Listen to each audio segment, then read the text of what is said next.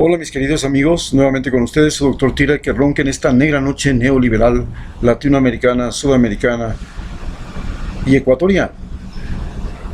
Hoy analizaremos acerca de en qué momento Lenín Moreno dejó de gobernar el Ecuador. A todos nos es claro y concreto que un presidente que gobierna solo por 2 horas y que tiene discursos tan distorsionados, tan irreales, que muestran que está absolutamente fuera de foco, nos revelan que Lenín Moreno en realidad es un títere y no un gobernante.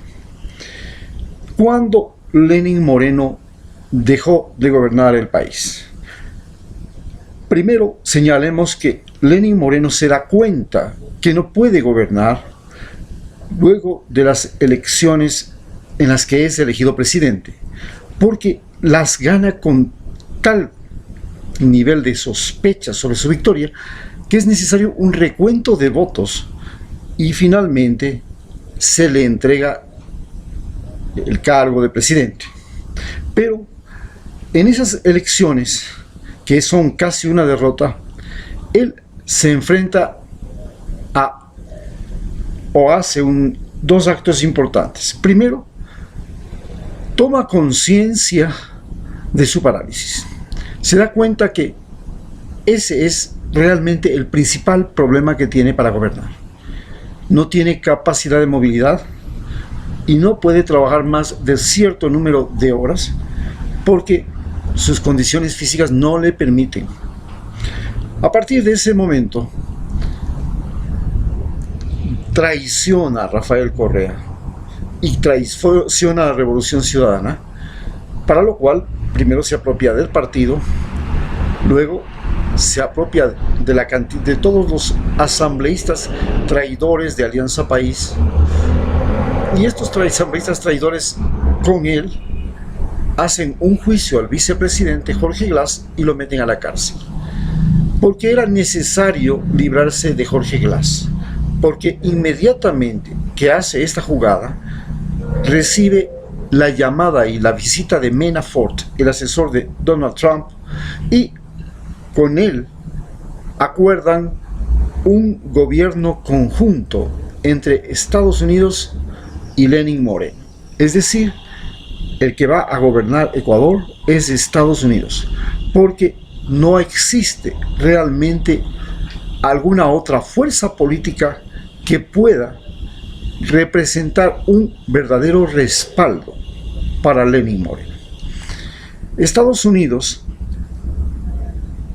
acepta el acuerdo, lo mismo que Lenín Moreno, y para eso se firma un acuerdo de intervención militar norteamericana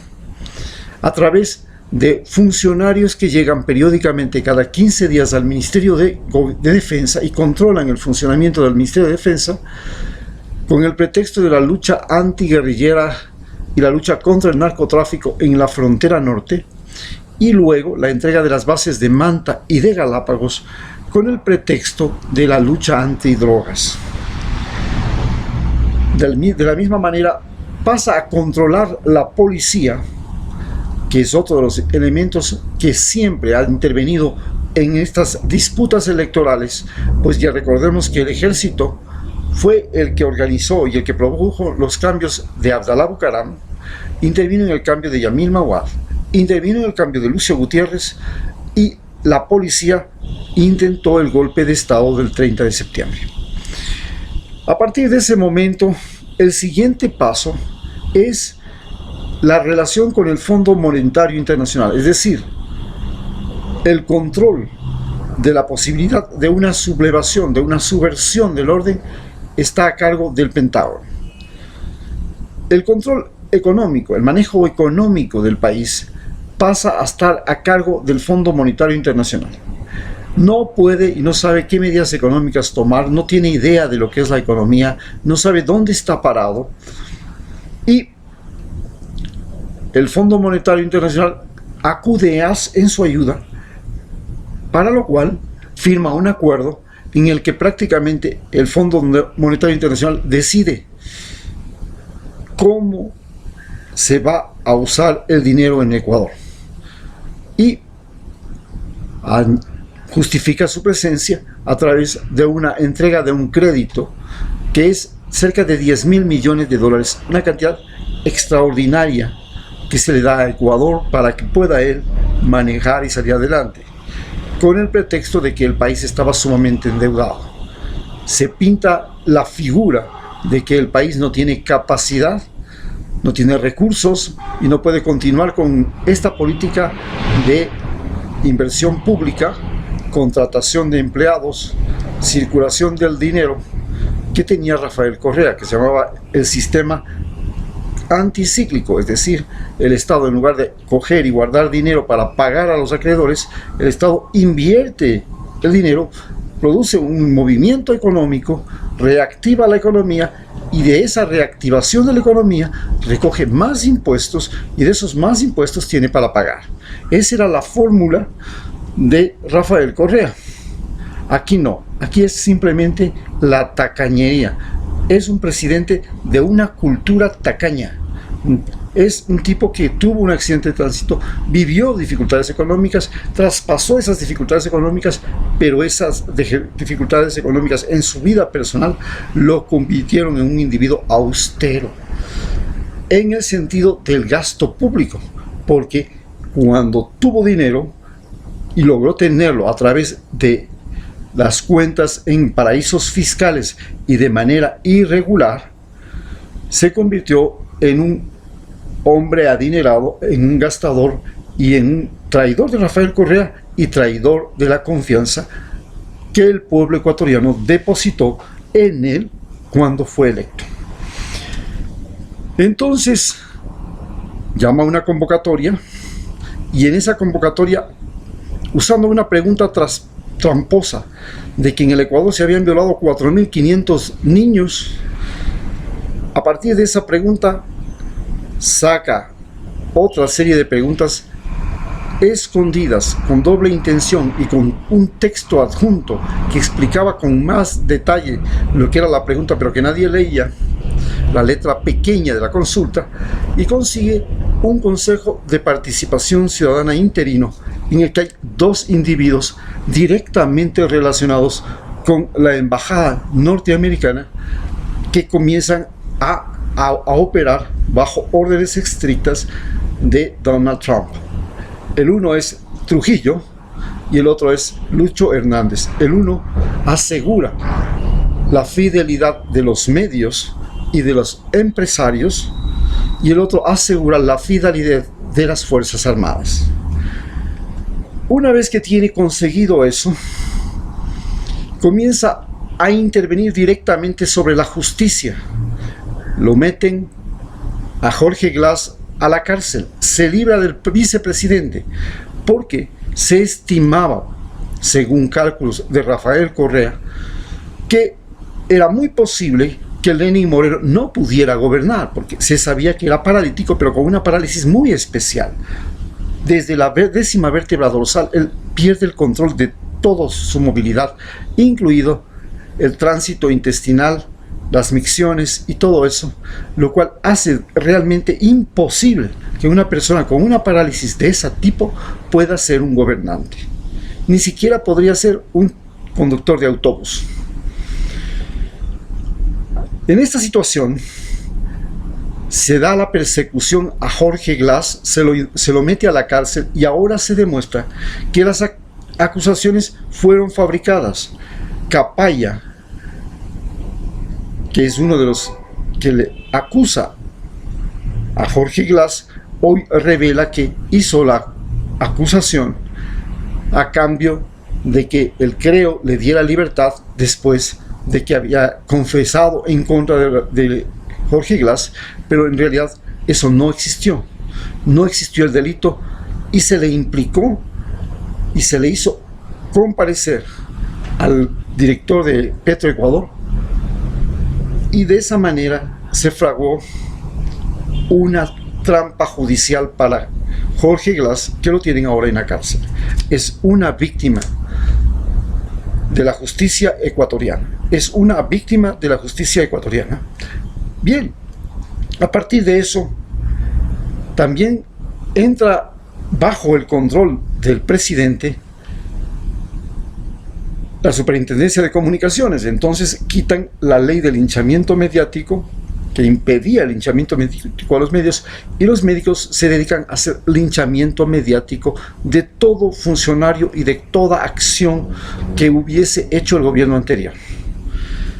Utilizan el linchamiento mediático y a paso siguiente entra la persecución judicial, ponen una fiscal de manera anormal, completamente irregular, y esta fiscal más un contralor también colocado de manera absolutamente irregular, comienzan a buscar todas las posibilidades que existan para poder impedir que Rafael Correa regrese en primer lugar, participe en otras elecciones y que haya figuras que estén con Rafael Correa que puedan ser candidatos en próximas elecciones, desacreditar a todos los recursos humanos con los que pueda disponer Rafael Correa. Sin embargo, se dan las elecciones de medio tiempo, y en ese momento, elecciones de medio tiempo, 2 provincias y el Consejo de Participación Ciudadana se vuelven correístas. Manabí, la provincia en superficie más grande de la costa y la tercera en población del país, y Pichincha, la segunda, ahora ya la primera en población del país, porque ya le ganó a Guayas. Pichincha tiene más habitantes que Guayas en este momento, y estas 2 provincias tienen prefectos vinculados con el correísmo, pero además el Consejo de Participación Ciudadana tiene a sus 4 funcionarios que ganan las elecciones por votación popular sus puestos, porque esa fue la norma que quiso el Consejo Interino de Participación Ciudadana y Lenín Moreno, pensando que Rafael Correa no podía ganar. Pues ganó los allegados, los simpatizantes de Rafael Correa, no digamos allegados, pero sí simpatizantes, los que están en contra del gobierno de Lenín Moreno, en otras palabras, y ahora se quiere destruir al Consejo de Participación Ciudadana. Entonces viene el siguiente paso, que es primero tratar de hacer desaparecer al Consejo de Participación Ciudadana, luego vendrá el ataque a las prefecturas de Pichincha y Esmeraldas, la persecución a toda figura que tenga alguna identidad, alguna trayectoria, alguna vinculación con el correísmo, de tal manera que cuando vengan las próximas elecciones, para las que faltan solamente 640 días, entonces no habrá candidatos, porque todos estarán manchados. Sin embargo, se enfrenta a un gran problema que no puede resolver. El crecimiento económico de Ecuador es en el 2019 -1, y esto es mortal. Aunque se diga que en el 2020 va a superar y que va a llegar a tener ya un superávit y va a lograr salir de este déficit, las cosas no se pintan bien. ¿Y por qué no se pintan bien? Porque a pesar de que el petróleo esté elevado, la recaudación de impuestos esté mayor, exista un préstamo de 10.000 millones del Banco Interamericano de Desarrollo, del Fondo Monetario, del FMI y del Banco Mundial, el problema esencial es que existe en el Ecuador el desafecto, el desprecio por Lenín Moreno. Lenín Moreno es una figura que ha pasado a ser aborrecida. Ya no puede llevar adelante, ya no es un general al que le siguen sus hombres, ya no es un líder creíble, ya no es una persona que despierta simpatía, ya no es el hombre que canaliza la voluntad popular. Actualmente el país está siendo gobernado directamente por Donald Trump a través del Pentágono, la Embajada Norteamericana, el Fondo Monetario Internacional, y estos a su vez tienen 5 personas que rodean a Lenín Moreno, que son Romo, la ministra de Interior, el ministro de Defensa, el ministro de Comunicaciones el ministro de Planificación,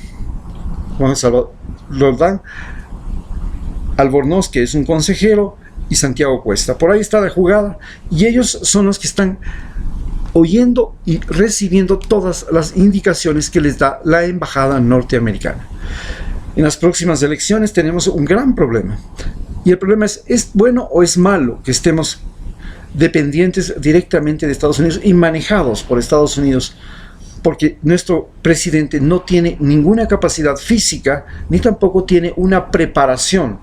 como para gobernar. La situación ¿es bueno o es malo? Indudablemente Estados Unidos, cuando ha ayudado a Alemania, a Japón, a Corea del Sur, y ha hecho lo mismo que está haciendo ahora en Ecuador, les ha ayudado a salir.